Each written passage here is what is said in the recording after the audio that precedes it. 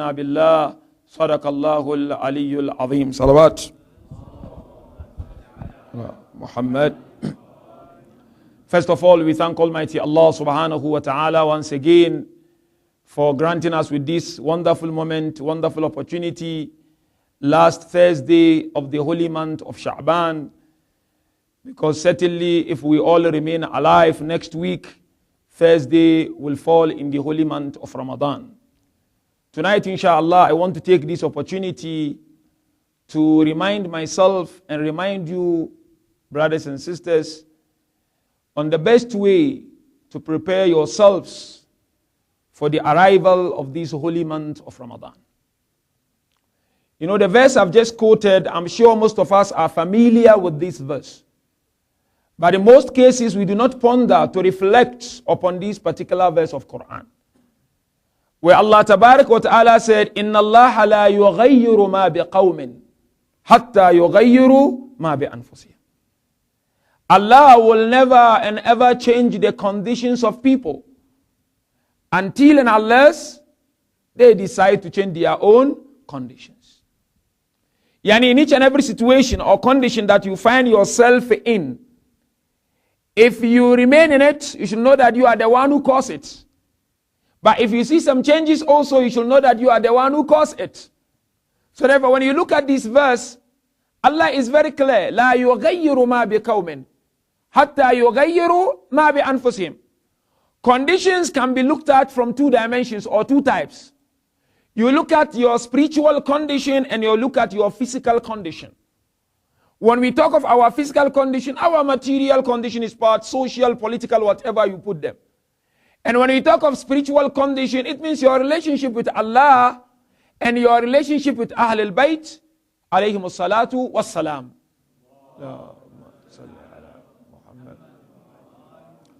Tonight, I just want to emphasize more on our spiritual condition and our spiritual situation, and to sensitize one another how to make good use of the opportunity that is given to us by Allah in the month of Ramadan to elevate your status spiritually in the eye of Allah subhanahu wa ta'ala. Because if you do not make an effort to change your condition, be rest assured that condition will never change. Therefore, you realize that scholars came forward when they look at this particular verse of Quran about change. Allah Tabaraka wa Ta'ala is talking about positive change. Allah here is not talking about negative change. Negative change, Allah doesn't want to see it in each and every one of us. Allah wants to see positive change. Therefore, ulama said, you look at this verse, people are categorized into two. We have a shakhsiyya tagiriya, we have a shakhsiyya namatiya. There are people, tagiriya, they want change. They want to see progress. They want to see development. In their love for Allah, they want to see them going high. In their love for Ahlul Bayt, they want to see them going high. To such an extent that when the name of Imam or the name of Prophet is mentioned, they realize that last year the way I used to feel, this year the feeling is so high. The same thing when it comes to your namaz, your love for Allah subhanahu wa ta'ala. Allah wants to see change. Therefore, they say shakhsiyya tagiriya. These people, they always endeavor to make sure that there is change in their life. They don't back off. They make effort because Quran made it very clear. وَأَن لَيْسَ لِلْإِنسَانِ إِلَّا مَا سَعَى وَأَنَّ سَعْيَهُ سَوْفَ يُرَى. Human beings, we are nothing. This is Quran. Insan is nothing except his or her efforts. وَأَنَّ سَعْيَهُ سَوْفَ يُرَى. And indeed, our effort will be seen by who? By Allah, by Rasulullah, and by the believers. So if you make effort, you will see. Therefore, there are the second level who are called shakhsiyya namatiyya. They are just stagnant. Every day they come for namaz, yes, they make the namaz. They recite dua ziyarat, they do. But there is no any change in their heart. There is no any feeling in their heart. The same it was 5 years ago, 10 years ago, it's the same thing like today. Therefore you realize one of our beloved Imam Musa al-Kazim salawatullahi wa salamuhu alayh. Salli ala Muhammad. Imam said, Man tasawa yawmahu fahuwa magbun. Imam said, do you want to know an aggrieved person? Imam said, aggrieved person is the one whose 2 days are equal. You know, sometimes we need to really look at ourselves and say, we've been doing Ramadan every year. How is the level of our spirituality? Because we are told, when Allah Tabaraka wa Ta'ala was explaining to each and every prophet about the last ummah, means the ummah of our beloved prophet. When it reached the time of Adam and he was explaining, then the issue of Ramadan came in. That there will be a particular month that will be allocated to this ummah. Then Musa said, which ummah is this? Then they told the ummah of the last prophet. Then he said, I wish this Ramadan will be given to my ummah. Now the point is, Imam alayhi salatu wasalam said, if your 2 days are equal, then you are a aggrieved person. It means there is no benefit. There is a riwayah that said, Mal'oon man tasawa yawma. He is indeed a case, the one whose 2 days are equal. Here we look at Ramadan. Sometimes we don't prioritize things when Ramadan comes.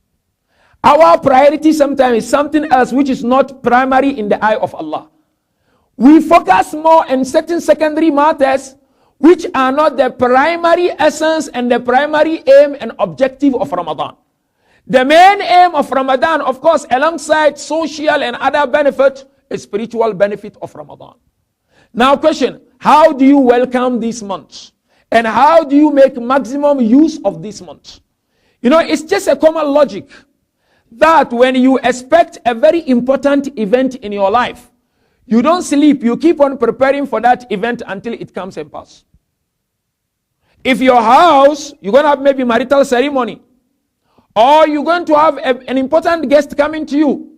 You know, this is a very, very profound estate, and it's somebody who's got higher estate. You will never relax. You will make sure you will prepare for the coming of this person. Another example is, say for instance, you are asked to come and give a talk, speech. About these people that you are going to speak to them, they are waiting for you and they are expecting you to speak. You will never relax. You have to prepare for the speech. Because if you go there without preparation, people will realize that this guy never prepared. He's just playing with our mind. It's just repeating things. The same thing, for instance, if you are invited to a gathering.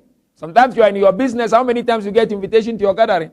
You dress properly. You think of that gathering because you want to impress so that people will come and give you contact. You want to impress. So you go to the gathering. You make sure you comport yourself. You talk to people nicely. You want to impress. The same thing, you are sitting here. Somebody comes and tell you, a minister wants to see me. So I want you to escort me. You will always prepare. They said any person who always prepare before the coming of an event, he is a successful one and is close to success. Whoever does not prepare will never be successful. You know the problem of Muslims today? Wallahi, we don't prepare spiritually for Ramadan. We worry more about material. Spiritually, you hardly see Muslims preparing. Therefore, you find even Muslims in Ramadan, they are lazy to perform namaz. And Muslims like that. That shows that we are not preparing for this month. So Islam is teaching us to prepare for every important event before its arrival. I'll give an example. For look at Salat. Zohr, we said there are mustahabbat before Zohr. After it, there is mustahabbat. Asr, you know what I mean? The philosophy of mustahab? Philosophy of mustahab is to prepare you psychologically and spiritually for the main work. That's why you have mustahab. Yani, if you have to go immediately in that work, you will not enjoy it, I promise you. You have to psychologically prepare towards it. Therefore, you have mustahabbat. Zohr 8 rak'at, you do it before you do. After it, Asr, you do it before you do. They said these mustahabbat are there to equip you, so that by the time you enter into that Zohr, you are already ready for it. Not that you just enter, you're not ready, you're tired, you just in a hurry to go. The same thing when you look at Islam, to drink water. Islam teaches us to do it step by step, inch by inch. Islam said it is not acceptable when you take a cup of water, you drink all at once. Yes, it's not haram, but Islam said it's not accepted. How do? You take it one after the other. They say at least 3 sips is better. This all to prepare for it to sit well within your system. The same thing how to sleep. Islam teaches you. Before you sleep, make wudu. And when you come, don't lie on your stomach before shaitan does that, according to Amir al-Mu'minin. All this Islam is teaching you properly. When you do something, make preparation before it. Now Ramadan is a very, very high month in the eye of Allah. Ramadan is not just an ordinary month. Therefore, you go even certain places, you see mosques are getting painted, houses of believers, in the Middle East, houses are getting painted, grasses, they put nice ornamentals, just to prepare for the coming of this month. It is not an ordinary month in the agenda of Allah subhanahu wa ta'ala. There is no month in the eye of Allah that can be compared to the month of Ramadan. It is not a joke, Ramadan. It is a month that Allah subhanahu wa ta'ala taught us through the teachings of beloved Prophet that if a person is not forgiven in the month of Ramadan, then it will be difficult for him to be forgiven in the other months of the year. Therefore, this month, we are told to prepare for this month. But now the question, how do you prepare? Abu Salt came to Imam Ali ibn Musa Rida salawatullahi wa salamuhu alayhi. Salli ala Muhammad. Imam said to Abu Salt, this is the last Friday of the holy month of Sha'ban. Then Imam said, this last Friday of the holy month of Sha'ban, next week will be Friday of the holy month of Ramadan. Then he said to me, Ya Abu Salt, for you to prepare and welcome Ramadan accordingly, listen to my advice. This is the advice of Imam Ali ibn Musa Rida. Imam said, Abu Salt, what remain in the month of Sha'ban, make sure you make maximum use of it. Imam said, Abu Salt, if you make maximum use of the last days and night of Sha'ban, what you missed out in the previous days and night of Sha'ban, Allah will take care of you and take care of it on your behalf. Then Imam continued to say, Oh Abu Salt, this is a very, very important advice of our beloved Imam. عليك بالإقبال على ما يعنيك وترك ما لا يعنيك. If you want to prepare adequately for the month of Ramadan, in the last days and night of Sha'ban, be concerned about your personal affairs and forget about affairs that does not concern you. What Imam is trying to say? Be concerned about your spirituality. Let Ramadan penetrate in the heart. When Ramadan comes, it should be able to penetrate. Not when Ramadan comes, the heart is still stiff and hard. Then Imam alayhi salatu wasalam said, Oh Abu Salt, in the last days of Sha'ban, alayka bi kathrati du'a. Do a lot of du'as. Like these days, tonight is the night of the 28th. Ramadan is just here by the corner. You must do a lot of du'a. Don't sleep. Many people now today, there is World Cup. There are people, wallah, they don't perform salat because of World Cup. People, they're sitting watching and azan. So where is the spirituality? Yani look at the priority in our lives. When Allah is Ar-Rahman, always Ramadan is coming. How many people would wish for Ramadan for those months of Sha'ban to come and they left this world, they are in the life of Barzakh. So now Imam was telling him, in the last days and night of Sha'ban, alayka bi kathrati du'a. Do a lot of du'a. Wal istighfar. And do a lot of istighfar. Wat tawba min al-dhunub. And ask for forgiveness of your sin. But look at how Imam beautifully concluded. لِيُكْبِلَ عَلَيْكَ شَحْرُ اللَّهِ وَأَنْتَ مُخْلِصٌ لِلَّهِ. So that the month of Allah will come to you when you are sincere and seeking the pleasure of Allah. How do you become sincere? Du'as these night and days. A lot of istighfar this night and days. And tawbah this night and day, this last 2 nights that remain. It is a very, very precious 2 nights that you cannot allow it to skip, wallah. If you allow it to speak, I promise you, I'm not a prophet of doom, but you will not enjoy Ramadan. You will not enjoy. And then at the end, the Imam gave him a social etiquette of how to prepare for Ramadan. Imam said, وَلَا تَدَعَنَ أَمَانَةً فِي أُنْكِكَ حَتَّى أَدَّيْتَهَا. Don't allow anybody's amana to be in your neck before Ramadan until and unless you give it out. Whatever the amanat might be, somebody's trust in your hand. Imam said, حَتَّى أَدَّيْتَهَا. Don't allow Ramadan to come until and unless you give that amana out to the person. Amana could be anything. So long as you know and you are capable of giving that amana, give it before Ramadan comes. And then Imam said, وَكَلْبُكَ مِنْ هِكْدٍ.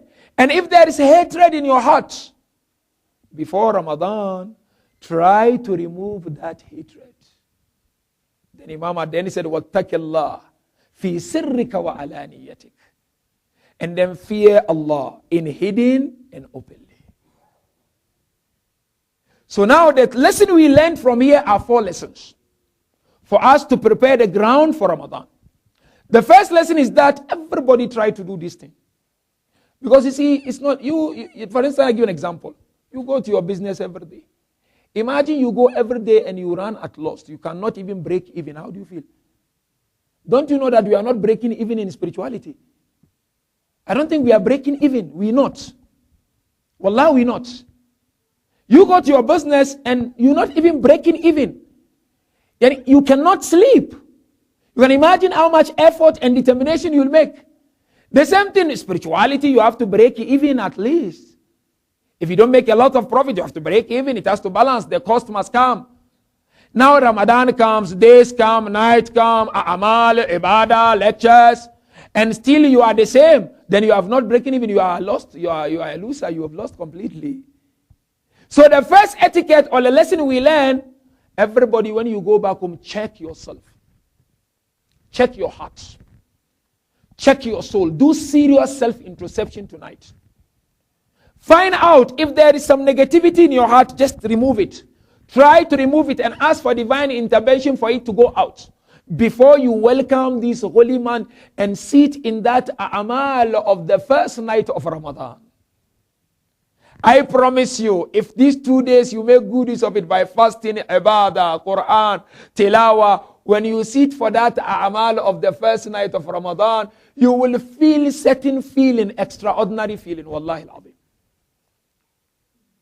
Number 2, after self-introspection, as Imam mentioned, check the amanat of people. You owe me, and you are capable of paying me, and you know I'm not happy, wallah, don't allow Ramadan to enter before you pay me. The same thing ulama said, hukuk al-shari'i. You owe hukuk al-shari'i, yani khums. And you know you can pay. And you are sitting with it, or you are just using it anyhow. Don't allow Ramadan to come before you settle, wallahi al-azim. Or else it will be like the same thing every year. Ramadan come, Eid come, we go. We have not changed. We are the same people. Maybe even we went to the West, na'uz billah. Therefore Rasulullah came forward and said, Kulul halal yatimmu siyamakum. Eat lawfully. It will perfect your fasting. Yani, if somebody's wealth is in you, somebody's haq and right, and you enter Ramadan at it, it will stop Ramadan from being perfect. And the same thing Rasulullah said, Al-ibada ma akl al-haram kal-binaya al-ramal.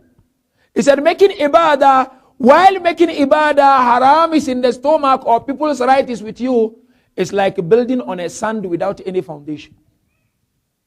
Therefore, number 2, people's rights are very important. Number 3, at-tahara min al-ahqad is to purify your heart of any grudge and hatred. You cannot enter Ramadan with hatred. I give you one beautiful hadith of Ramadan from our Beloved Imam al-Rida. You know, we are told every day in Ramadan, millions and thousands of people are forgiven by Allah. One riwayah said the first night of Ramadan, how many thousands and millions of people will get the mercy of Allah? Then the riwayah of Imam Rida said, Ramadan, yes, many people are getting forgiven. Each and every day and night of Ramadan. Then Imam said, in each and every day and night of Rajab was the same thing. And in each and every day and night of Sha'ban is the same thing. Then Imam said, but on the night of Qadr, I want you to listen to this riwayah. On the night of Qadr, all those forgiveness and mercy of Sha'ban, Rajab, and all those days and night of Ramadan are in the night of Qadr. He said, Allah will forgive almost everyone except one person. Then they asked Imam Rida, who? Said, except a believer who is not in talking term with another believer. Me believer? Shia? You're not talking to me? Why? What's the problem? Wallah, hadith of Imam al-Rida about Ramadan. Imam said, these are the only people that will not be forgiven. Because they are believers, they are not talking to one another, they perceive one another enemies. When Ramadan is coming. So therefore, the third lesson is what? Open your heart. Forgive, don't worry. If your aim is Allah, you will forgive. But if your aim is something else, then you will not even think forgive. Because you know what makes a person not to forgive sometimes is pride. Who is he for me to forgive him? Or who is he for me to go to him?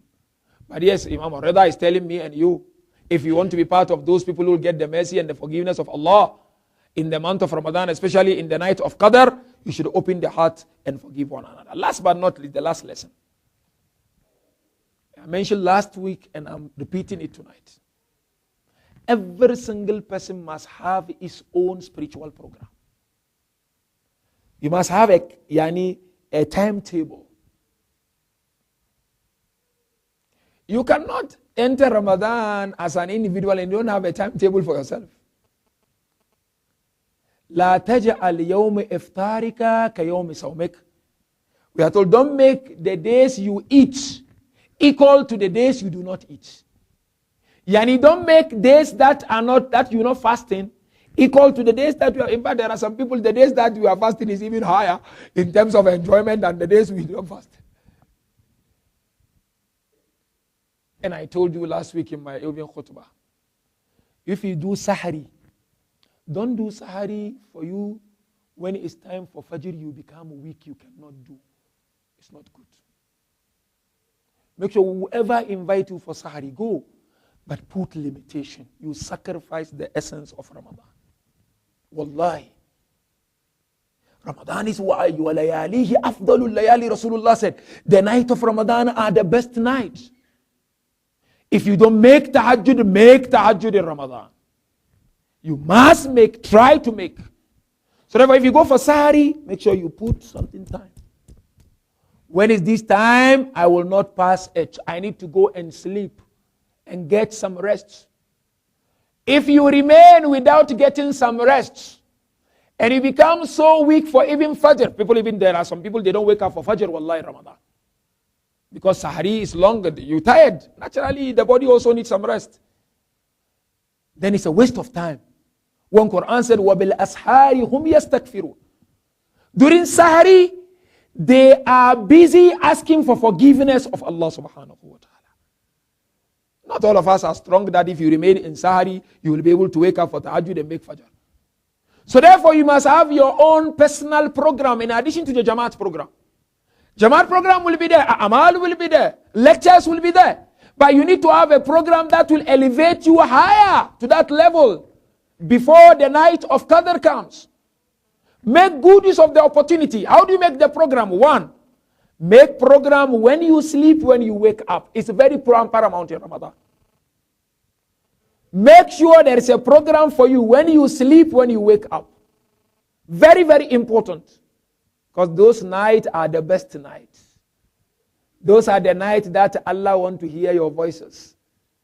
Those nights are the night that Imam al-Zaman want to be shown. These are your lovers and followers. They are chanting the praises and the glorification of Allah in this holy month of Ramadan.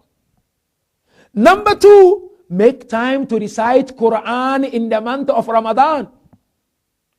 Irrespective of how busy you are, make time. Allah says, شَهْرُ رَمَضَانَ الَّذِي أُنزِلَ فِيهِ الْقُرْآنِ. This is the month that Allah revealed the Quran. So therefore, if you don't recite in the other month, Allah is up to you. Although Islam doesn't cherish that. But this is the month that you are expected with your portable Quran in your bag. You go to work, your free time, open Quran, read Quran, reflect upon those verses a little bit. You drive in, you stop on a traffic, open Quran, listen to it a little bit. These are very, very important. Number 3, make sure you do not miss your wajib namaz. Don't. Wajib namaz, Zohar, Asr, Maghrib, Fajr. Make sure if you can do them on time in Ramadan. We are taught shaitans are chained. They are chained for those who are ready for it. I told you, Allah gives. But if Allah gives, what makes it active is the potential of the receiver. The receiver must have the potential. If you don't have the potential, Allah will bring it. تَتَنَزَّلُ الْمَلَائِكَةُ وَالرُّوحُ فِيهَا. There is nothing. So therefore, the third one is your namaz jamaat. Make sure. These are all personal program. The fourth one, check your level of eating. Check it. You know, we are told when you go to a muddy area, like a places where they grow rice. You know, it's a very muddy area. Rice need a lot of water. So always it gets exposed to water. Always. Even if it's in a sunny weather, it gets exposed to water. They say this type of a soil and trees that grow in those areas are very weak. They say when you go to an area where it is subjected to all kind of seasons, rainy season comes, hot season comes, they said those trees there are very strong. This is how you should picture Ramadan. When you eat and eat and eat and eat and eat and there is no break, you become weak at heart. The soul becomes very, very weak. Very weak. So Ramadan is a break for you to go back to your conscience and to go back to the reality of being human being and to make sure that the human side outweigh the animalistic side. That's why you have Ramadan. Why we make guna is because the animalistic side outweigh. What is the animalistic side? That is the desire. The desire we have is animalism. We must have it, but it's animalism. The anger we have is predatory, like lions. We have them. It's animalism. But it's very important is the hakim, the akli you have. You should be able to put it under control. So therefore in Ramadan, eat. Don't worry. But you know, at night also if you eat too much, you cannot sleep. You cannot wake up. So therefore try to create that balance. These are exercise spiritually that each and everyone must do so that you can benefit. Last but not least, of what you do as a person. Prophet ﷺ said, whoever in the khutbah feed and help someone to break his fast, walau bishakki tamar, even if it is with half a date, your jaza and reward with Allah is so big. Some even ask Rasulullah, why if I don't have a date? Prophet even to take a cup of water, give somebody to drink. So now the third thing is to look at from your own person. How many people can you help to fast in a nice way? With a box of date, give them sadaqah. With money for food, give them sadaqah. With everything, whatever you can afford, do it also for others to benefit. Once we try to put all this into perspective, you will see on that Eid day, when we are told it resembles the day of Qiyamah. Because the day of Qiyamah, we will come in different fashions, in different modes. Some will crawl coming. Some will be walking like some is like a thunder. Within a twinkle of an eye, from one point to another, they are there. Some will be like trotting. And some will be like walking slowly, and some will be like running. And everybody on the day of Qiyamah will be in a different cloth. They said the day of Eid is like that, whereby we are coming differently from different cars altogether, different dress code altogether. You know what we are coming to do? We all go in there to receive the reward of Ramadan. So therefore, let's work. And the best work is this taqwa. Try, everybody try. Go home, sit with your wife. Sit with your family. How are we going to grow ourselves in this month spiritually? Organize, make timetable. Put that timetable in your house and then follow it 1 month. I'm telling you, it's enough. You will enjoy and you will benefit. So we ask Allah, Tabaraka wa Ta'ala, to make it easy for all of us to prepare adequately for this holy month. We ask Subhanahu wa Ta'ala, if there remain sins on our shoulders that we've not yet been forgiven by Allah, we plead with Allah Subhanahu wa Ta'ala before the arrival of the holy month of Ramadan to forgive us all those shortcomings, inshallah. We ask Allah Tabaraka wa Ta'ala, we are your slaves, we are your servants. We don't claim to be perfect. We all just trying as much as we can and trying our level best. We ask you, Allah, to shower us with your mercy and make it easy for us to enjoy this Ramadan better than all the previous Ramadan we had, inshallah. May Allah subhanahu wa ta'ala, if there is anything that will distract our fast, that will make us lose the essence and the flavor of the fast in the month of Ramadan, we ask Allah tabaraka wa ta'ala to ensure there are obstacles to those things, inshallah. We ask Allah tabaraka wa ta'ala, if we find it so hard in our heart to forgive people who have wronged us, willingly or unwillingly, Allah bihaqqi sahib al-asr wa zaman, open our heart and soften it and let us forgive them, inshallah. We ask Allah tabaraka wa ta'ala, this Ramadan which is coming, the Islamic world is in problem, is in difficulties, especially Iraq. Allah, we ask you bihaqqi sahib al-asr wa zaman, through the barakat of the last days and night of the holy month of Sha'ban and the early days of the month of Ramadan, bring peace and tranquility and harmony in Iraq, inshallah. Whoever wants to bring fitna, whoever wants to cause problem, whoever wants to sabotage the little peace that those people are enjoying, we ask Allah tabaraka wa ta'ala to frustrate their plan, inshallah. Whoever the person might be, Muslim or non-Muslim, kafir or not kafir, whatever the religion the person might be, jinn or not jinn, women or men, whoever the person might be, whoever the creature might be, we ask Allah tabaraka wa ta'ala to deal and frustrate those people, inshallah. May Allah tabaraka wa ta'ala let Iraqis fast like the way they fasted last year without any problem and difficulties, inshallah.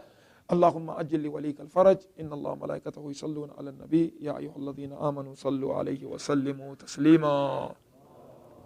Salli ala